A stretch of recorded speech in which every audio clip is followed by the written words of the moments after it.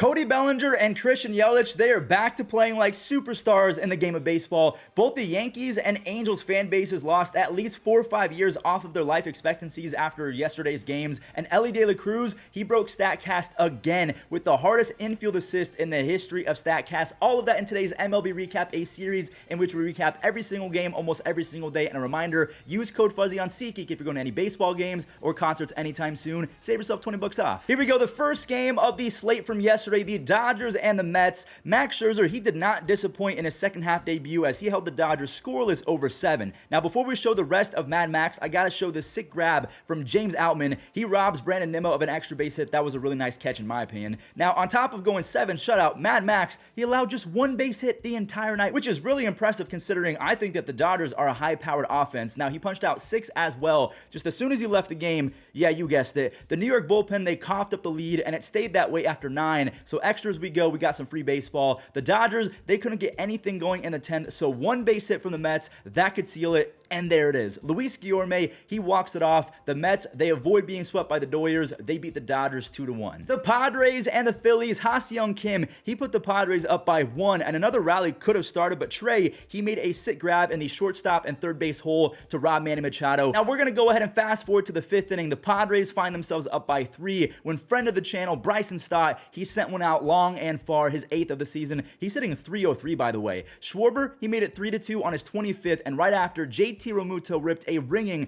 2-run double to steal the lead from Seth Lugo and the Padres. Fernando Tatis Jr., he's been playing out of his mind this year. He's back in the lineup. He was taken out a few games ago for precautionary reasons, but he's back in there. He showed up again in the clutch. He ties it at 5-5 after a 2-run single. To extras we go, so back-to-back games going to extras, and after the Padres scored, the 2-timer delivered. Bryce, he knocked in rookie Johan Rojas to force more free baseball, and Juan Soto, he's not going to be able to throw out Sosa. That's a walk-off. Kyle Schwarber, he wins it on a sac fly. The Phillies, they beat the Padres 7-6. They've won 3 games in a row. So before we talk about the Angels and the Astros game, let's talk about the Yankees at the Rockies. Michael Toglia, it is not Toglia. I botched that name for so long, but it is Toglia. The G is silent. He got things rocking with a solo home run in the 2nd, and Chase Anderson, who might be the worst pitcher in baseball, he shut out the Yankees over 5 innings, and he was just so nasty and powerful that as soon as he came out, the Yankees could finally breathe. They went up 3-1 off of Colorado's bullpen, and Garrett Cole, he locked in. He ended up going 6 innings with 11 strikeouts, only 2 base hits allowed. He was on fire yesterday. The Yankees were looking ready to grab a W in front of almost 50,000 Rocky fans, but instead, CJ Cron, he got those 47,000 people jumping. His go-ahead grand slam in the 8th shattered the souls of Yankees fans everywhere, but thankfully, that was short-lived. A few runs from the Yankees forced extras, and New York,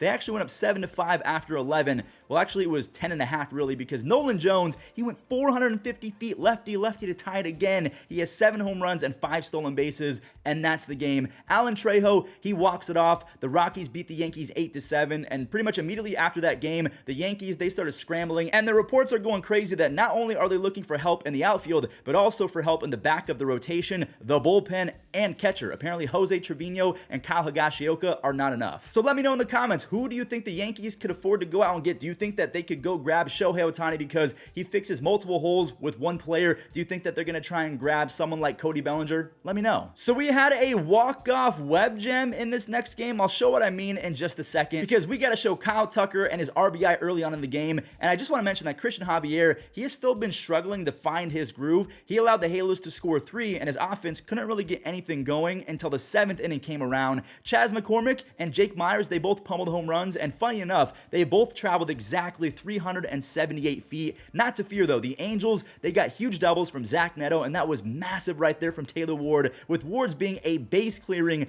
double, so it's 7-3 Halos. Maybe there's some late-season magic left. Oh, no. I mean, that just kind of makes sense, but still, oh no. Alex Bregman, that go-ahead 2-run home run was followed up by a no-doubter from Kyle Tucker, and I'm still not used to seeing him with batting gloves on. It's just really weird. I do not like seeing that. It's almost, yeah, I don't want to see that. But that ball did go 440 feet. He's hitting 299 with 14 home runs, 62 RBIs, 15 stolen bases, and a 140 OPS plus. But as you just saw, here comes Shohei and the Angels. He's got a home run in back-to-back games, 34 home runs, a stupid 180 OPS plus. but that's the game. Game over. Maton, he gets the save. The Angels are now 2-8 over their last 10. They're 6 games back of the wild card, so the season isn't technically over. And owner Art Moreno, he says that no trades are coming until Mike Trout is back and the Angels are officially out of the playoff race. So yeah, yet again, I have no idea what Mr. Moreno was talking about. He should have sold the team last year when he had a chance, and now he's just kind of spitting in the faces of Angels fans everywhere. Here we go, the Giants and the Pirates. Lamont Wade Jr., he wanted to start this game in style, and he made a sick catch over in foul territory to rob the rookie Henry Davis. Now, both teams, they went back and forth until the 10th inning, so we're going to skip to extras. After a sac fly from Jock Peterson, Michael Conforto ripped a huge 2-run double for RBIs 48 and 49. Then Patrick Bailey did much of the same. He plates 2 on a double. I know that Patrick Bailey is not going to win NL Rookie of the Year because Corbin Carroll exists. There's also Yuri Perez, Matt McClain, Elly De La Cruz, but he has been vital in the Giants' turnaround a few weeks ago. The Giants have won 5 in a row, and by the way, ever since they called up Patrick Bailey, they are 15 games over 500. They're 29 and 14 since his debut. Let's go to Toronto, because if the Blue Jays can win this game, it'll be a sweep, and the Giants will actually move ahead of Arizona in the NL West. Now, after Arizona snagged a few runs early to go up 2, Toronto answered with 2 in the second on a double. A lot of 2s right there from Espinal. Then you had a single, an RBI single from Kevin Kiermaier.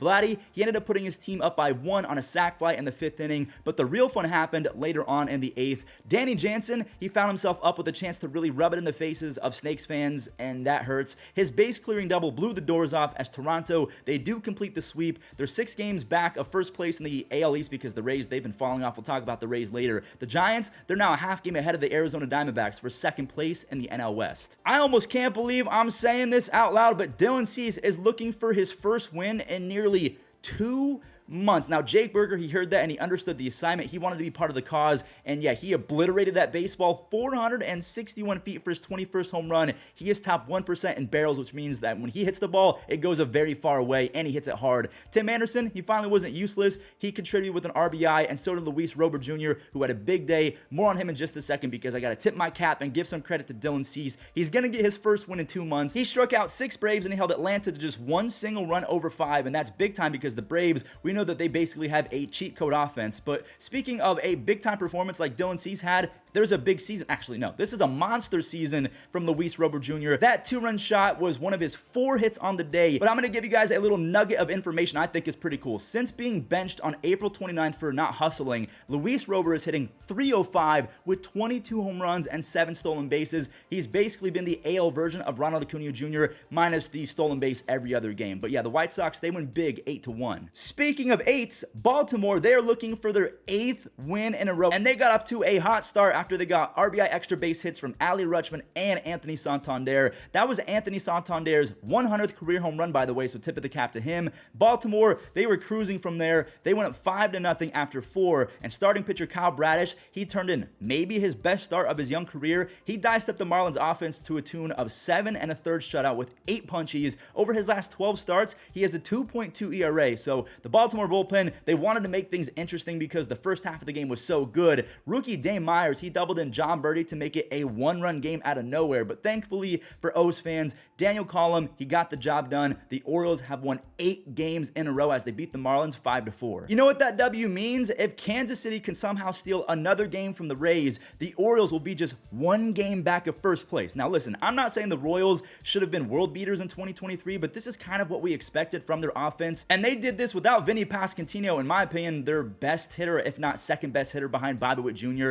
MJ Melendez and Drew Waters, they both laced RBI extra base hits, and after Nick Pratto made it 3-0, in the blink of an eye, it's 5-0. That's because Bobby Witt Jr. is one of the fastest players ever. He's now tied with Shohei Ohtani with 6 triples. I think they're both tied for #1 in all of Major League Baseball. And there's a 16th home run. Bobby Witt Jr. has 16 home runs, 27 stolen bases. He's now hitting .310 over his last 23 games, so he's slowly but surely starting to figure out. He just turned 23 years old. Now the Rays, they did rally a little bit, but MJ Melendez, his 7th home run basically sealed it. That ended any rally that the Rays could muster. And yes, the mighty Tampa Bay Rays, they're now just 1 game ahead of the mighty Baltimore Orioles. Here we go, the Brewers and the Reds. Cincinnati's coming off some of the worst offensive performances ever. They became the first team in 130 years to have a 3-game stretch in which they did not score any runs and they had less than 8 base hits, so they're trying to avoid losing 4 in a row. Joey Votto, he made sure that the scoreless streak wouldn't reach 4 games, but Christian Yelich, he tied it right back up on a moonshot. You guys ready for this? A day after Cody Bellinger hit a grand slam to give him 12 home runs and a 140 OPS plus, Christian Yelich hit his 13th home run of the season. Now, Cincinnati, they did momentarily still lead on a Rake Fraley, his name is Jake, but I call him Rake Fraley, 2-run tater, but Yelly's resurgence, it continued. There's another RBI. He's on pace for 23 home runs, 37 stolen bases, and a near 6-win season on Fangraphs. That's F-War. So yes, Cody Bellinger and Christian Yelich, they're back to playing like superstars. Milwaukee, they still had some work to do. They tie it on an Owen Miller sac fly, and rookie Andrew Monasterio, he completed the comeback with the go-ahead single. Devin Williams, he's automatic. He has a 1.7 ERA, 23 saves. The Reds, they've lost 4 in a row, so they're 2 games back. But I guess a cool moment happened with Elly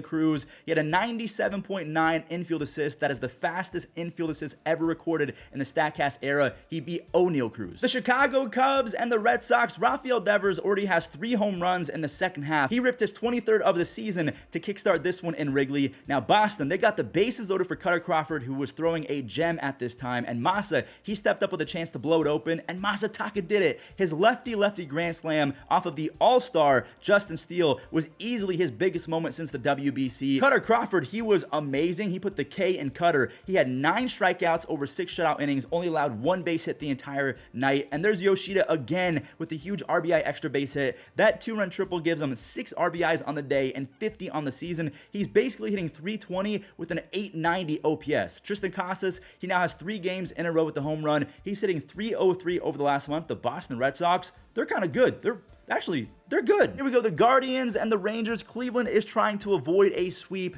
Steven Kwan and Marcus Semien, they actually traded solo home runs in the first, but Kwan, he was not content with that. Look at him go. His 2-run single in the second pushed it to a 3-run lead, but if we know anything about Cleveland and 3-1 leads, they're never safe. Texas got one back on a single from Nathaniel Lowe in the 3rd inning, and it stayed 3-2 for a while, so we're going to skip to the 8th. David Fry, he fried that pitch. He has a 975 OPS versus lefties this year. That is really good. Now, Cleveland, they tasked Trevor Stephan with the 8th inning, and he folded in epic fashion again. Like, great. Awesome. Just so cool. Lowe, he had another RBI. Adolis Garcia got it within 1 on a double. He's the first in Major League Baseball to 80 RBIs. All of that led to a Josh Young opportunity with runners on. And of course, he did the thing. That 2-run single makes it 6-5. Will Smith, he has 16 saves on the season now, and that is a sweep as the Guardians choke yet again. Awesome, cool. The Twins and the A's. Minnesota is looking for a sweep just like the Rangers, but it's going to be tough because Oakland, they scored 3 off of Joe Ryan, and all of that run support came from people named Diaz, Jordan Diaz, and Aledmus Diaz.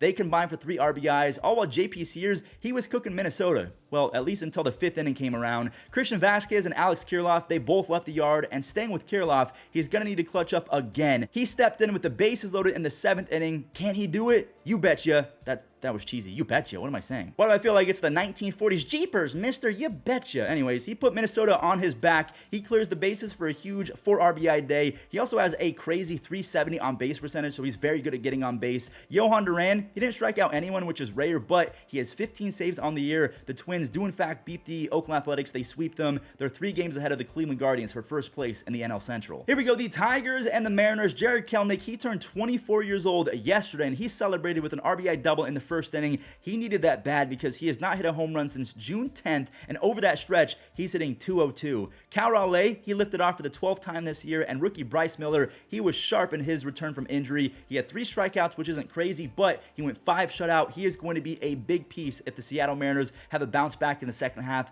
Paul Sewald, he nailed down his 18th save, a really easy game to recap. The Mariners, they're back to 500 after they beat the Tigers 2-0. The Cardinals and the Nationals. Washington, they went up early on a home run from Keibert Ruiz, but look at the Cardinals offense coming alive in the 4th inning. Singles from Andrew Kisner, Brendan Donovan, and Lars Nootbaar put the Cardinals up a few, and Nolan Gorman, he added to it in the 5th inning. He has 18 home runs very quietly. He started off hot, and then he kind of slumped, but he's coming back around as of late. Now, Washington, they tried their best to steal the lead back, but Goldie, his 2-run blast started another rally for St. Louis. Goldie now has 16 home runs and a 132 OPS plus, so while those are amazing numbers, they're actually down for Paul Goldschmidt. Jack Flaherty, he's now a winner of 4 consecutive games. The Cardinals have won 2 in a row, and watch them rattle off 7 or 8 wins in a row because that's baseball, right? right? So as we mentioned, the Orioles are now just one game back of the Rays after Baltimore has won 8 games in a row. But watch out for the Jays. They've won 4 games in a row as the Red Sox and the Yankees are tied at 50 and 44. We know that the Twins are ahead of the Guardians by actually 2.5 games. I got that wrong with the Twins. They've won 3 games in a row. The Rangers have won 3 games in a row as well. The Astros are 3 games back. The Mariners, they're 6 and 4 over their last 10, so they are playing better baseball. And the Angels, yeah, not so much. They're 2 and 8 over their last 10, same as the A's. In the National League, the Braves, they're 9.5 games ahead of the Marlins, but the Marlins have lost 3 in a row, so perfect timing as the Braves have lost 2 in a row. The Phillies, they've won 3 in a row. The Mets, they won that walk-off against the Dodgers. In the Central, obviously we talked about the Reds. They've lost 4 games in a row, so they went from 2 games ahead of the Milwaukee Brewers to 2 games back. And then finally, the Dodgers, we know that they're in first place. They're 53 and 39. They're 1.5 games ahead of the Giants. The Giants have won 5 in a row. The Diamondbacks and the Padres, they're in a little skid right now. The Diamondbacks are 2 and 8 over their last 10. And then real quick, the wild card update. We have the Orioles, the Jays, and the Astros as the top 3 teams in the AL, with the Red Sox and the Yankees tied at 2 games back, and then the Mariners and Angels are all within 6 games. I know we talked about the Diamondbacks slipping, but if the season ended today, they would still be in the playoffs. They're a half game ahead of that final wild card spot, just ahead of the Phillies. Then you have the Reds, 2 games back, and the Padres, 8 games back. So there's the update on the standings. I hope that you guys enjoyed today's recap. Again, we do this almost every single day, so if you want to stick around, I would really appreciate it. Leave a like, hit that subscribe button. If you're going to any baseball games, save yourself $20 off on SeatGeek using code Fuzzy, and I'll catch you guys in the next recap. Have a great day.